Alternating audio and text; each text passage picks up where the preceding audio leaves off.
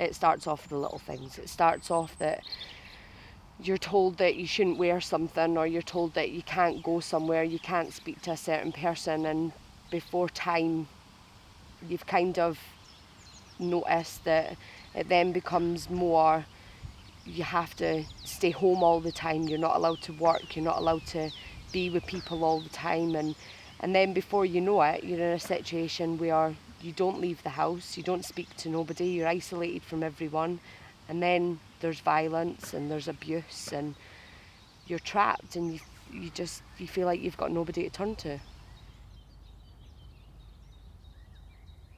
You're being gaslighted. You're not intelligent, and you're not educated. The way you're controlled is very gradual, and it's a roller coaster, one extreme to the other. When the niceties happen, you say to yourself, it's not so bad. It's an emotional roller coaster. Your wings are clipped.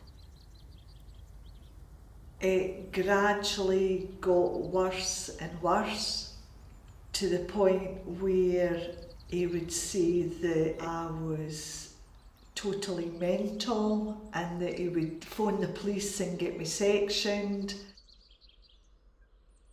It's not a straightforward process. Domestic abuse, it can come about in different forms, and there are a lot of people out there who will be suffering from it now and don't realise it.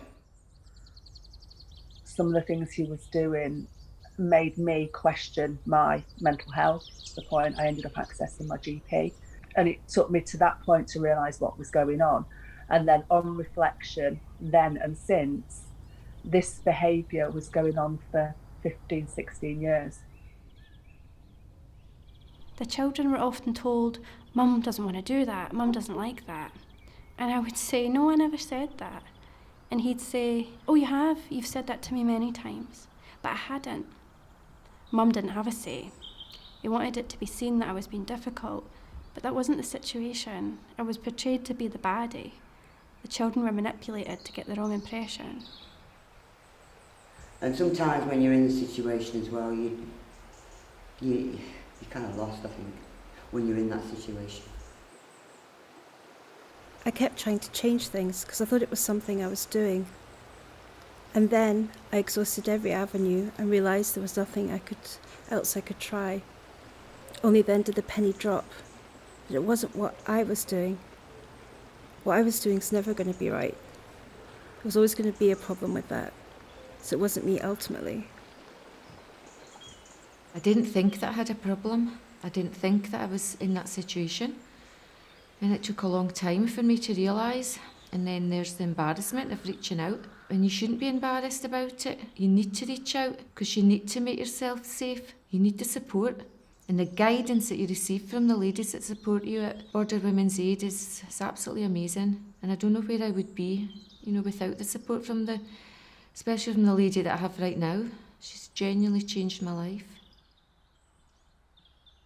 Border Women's Aid gave me counselling, they gave me books to read. Through reading these books, I could identify with every scenario they talked about. I could identify an incident over all those years. I think sometimes the first step in any process is just to acknowledge that what you're experiencing right now isn't right. And if you don't think it's right, it's not right. So go and grab some help. Go and have a chat. You don't need to commit to anything. You don't need to give personal details. You don't need to say who you are or where you are, but just go and just make that initial step for getting some clarity on what's going on for you.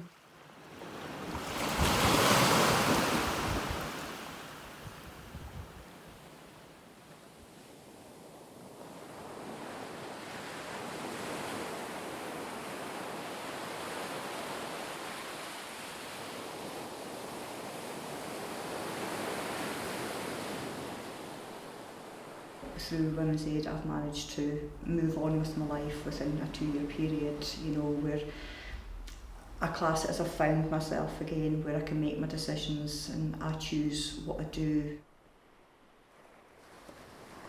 I now have strategies. I now don't have the same level of anxiety that I had before. I have somebody on the end of the phone that can help me.